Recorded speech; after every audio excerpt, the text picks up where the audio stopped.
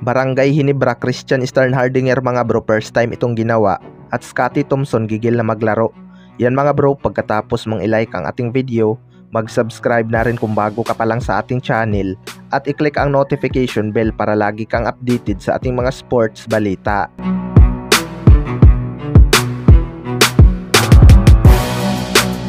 So nakuha na nga ng Barangay Hinebra ang kanilang unang talo mga bro.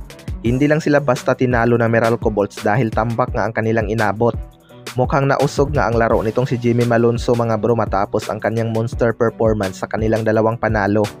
Marami nga itong naging turnover kontra Meralco Bolts at parang napaghandaan nga nila ito. Si Sistan nga lang ang medyo maganda ang inilaro mga bro, partikular na sa ilalim. Pero maraming ang ginulat itong si Sistan kagabi matapos niyang maipasok ang buzzer beater 3-point shot.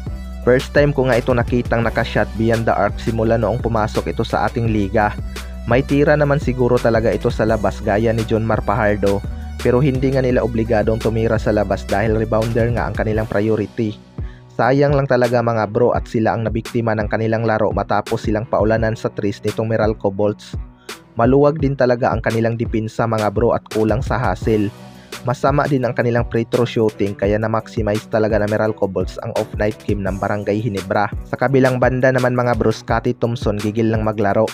Ito ngang si Scotty Thompson ay laging present sa bench ng Barangay Hinebra. Hindi nga lang ito nakapaglaro dahil sa injury at tamang suporta na lang sa kanyang mga teammate. Nakita niya nga mga bro kung paano tinambakan ng Meralco Bolts ang Barangay Hinebra. Kitang-kita talaga ang kawalan ng isang Scotty Thompson, partikular na sa rebounding department. Na-out-rebound ka ng Meralco Bolts sa Barangay Hinebra, kaya panigurado gigil na talaga itong si Scotty Thompson makalaro at makatulong sa team.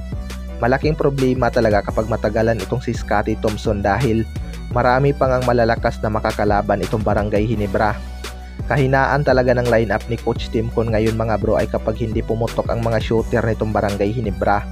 Hirap na hirap nga silang makapuntos sa loob dahil wala itong si Scotty Thompson na threat sa opensa. Hindi man ito umi-score ng malaki pero malaki nga ang kanyang impact sa pagsisit ng mga play. Although andyan naman si Maverick Ahan-Messi mga bro at nakakabingwit pa rin naman ang puntos sa ilalim, pero kulang talaga ang kanilang hustle. Kahit nga andyan si Sistan at Japit Aguilar, iba pa rin ang pagiging rebounding machine ni Scotty Thompson. Hindi naman sa sinasabi kung hindi sila matatalo kapag andyan si Scotty, pero hindi naman siguro sila matatambakan ng ganun kalaki at baka naging dikit lang ang laban.